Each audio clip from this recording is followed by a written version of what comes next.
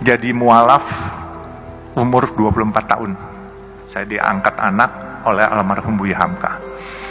Dan seiring saya jadi mualaf, saya cuma niat minta kepada Allah. Karena waktu saya jadi mualaf itu Buya Hamka bilang, "Nak, dosa-dosamu mulai hari ini 0. Jadi kamu mulai lagi dengan yang baik ya." Jadi saya mulai dengan yang baik. Dan saya niat minta kepada Allah, "Ya Allah, dengan perkenan Engkau, kalau memang diperkenankan, aku ingin mengharumkan nama Islam dan aku ingin sukses." Sukses itu entah bagaimana, apakah punya nama besar, apakah punya harta, saya bilang terserah. Rupanya doa saya dijabah Allah. Dan saya bisa mendapat kesempatan mempunyai usaha. Saya punya usaha kayu dulu di Kalimantan, saya bikin triplex. Tapi waktu Orde Baru, karena saya kurang dekat dengan pemerintahan waktu itu, akhirnya saya dikeluarkan satu surat untuk tidak dilayani dokumentasinya. Akhirnya saya tutup pabrik saya. 11.000 karyawan saya harus pulang ke Jawa itu semua. Dan saya nggak kecil hati. Saya bilang, "Ya Allah, kalau memang ini rencanamu, nggak apa-apa. 11.000 karyawan bedol desa semua pulang." Saya diam. Terus saya coba lagi untuk berusaha lagi. Tetap kadangkala jatuh bangun, itu pasti. Ya ada hal-hal. Waktu 2008, saya ingat itu pabrik tahun 94 saya tutup, dan saya 2008 diajak seorang teman. 14 tahun saya pensiun, itu ibaratnya nggak ada kerjaan. Diajak seorang teman untuk ikut di perusahaan pemboran minyak lepas pantai. Tapi 1 tahun saya bilang ini bukan bidang saya. Kemudian saya tahun 2012 saya ditawarkan oleh pemegang saham yang sedang berantem, pemegang saham jalan tol Citra Marga Nusa Pala Persada. Itu jalan tol dalam kota, dan sekarang ini kalau perusahaan tol swasta terbesar adalah Citra Marga. Jadi saya ceritakan juga, inilah mungkin yang paling penting. Waktu saya masuk di Citra Marga, ini pemegang sahamnya berantem, menanyakan kepada saya, "Kamu berani nggak jadi direktur utama?" Saya bilang, "Kenapa harus saya? Karena ini raksasa-raksasa lagi pada berantem semua." Waktu itu Citra Marga yang punya adalah Ibu Tutut diantaranya. Terus ada Robi Sumampau, Robi Kepe, dan ini naga-naga semua lah.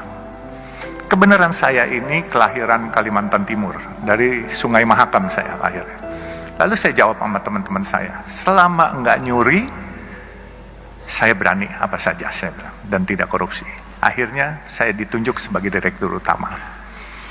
Di waktu saya ditunjuk sebagai direktur utama, saya melihat, karena ini perusahaan publik, pemegang sahamnya ini banyakkan institusi-institusi asing. Saya lihat ini perusahaan bagus. Kenapa saya bilang bagus? Coba pikirkan, ini kalau bukan gerak Tuhan, saya nggak akan memiliki perusahaan ini. Saya dulu punya perusahaan kayu, saya pernah punya restoran, saya pernah punya hotel. Hotel pelayanan nggak baik, omset akan turun, orang nggak balik lagi. Restoran makanannya asin atau pedas, kepedesan, orang besok nggak balik lagi. Makanya saya bilang, saya bisa dapat jalan tol ini. Coba pikirkan jalan tol. Kalian pernah lewat jalan tol, bayar, macet, marah-marah hari ini, brengsek nih jalan, macet, bayar pula. Besok kalian dengan senyum nganterin duit lagi kepada kita. Nah, itu bedanya.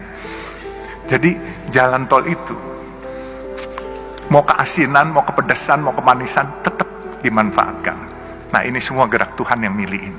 Jadi saya berpikir gini, saya tidak punya rencana punya jalan tol, tetapi jalan tol ini gini, kalau saya tidur jam 10 malam, itu truk-truk besar yang nyariin duit sampai subuh jam 5 pagi.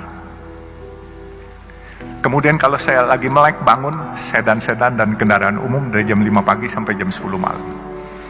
Nah, jadi itulah perkembangan jalan tol.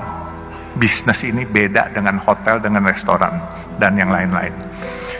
Nah, saya bisa ceritakan, waktu saya lihat perusahaan ini bagus, saya kumpulkan teman-teman saya. Teman-teman saya dari berbagai macam suku.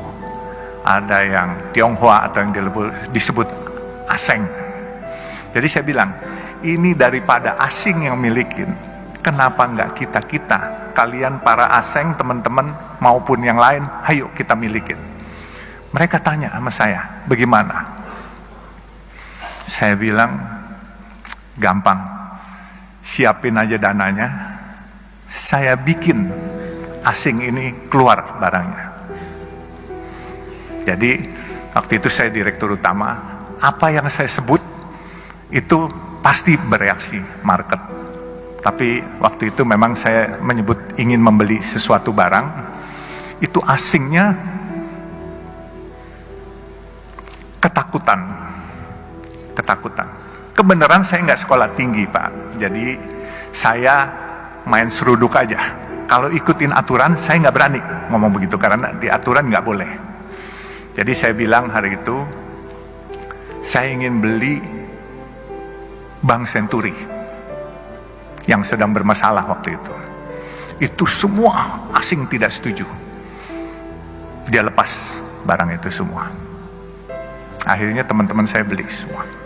Akhirnya sekarang pemiliknya adalah orang Indonesia asli semua, Pak. Jadi Citra Marga ini udah nggak ada asing. Kalaupun ada asing 1-2 orang gitu. Jadi kita boleh berbangga lah, ini kita tarik kembali Citra Marga. Dan saya pikir ini sesuatu perusahaan yang besar. Dan kenapa saya bilang besar?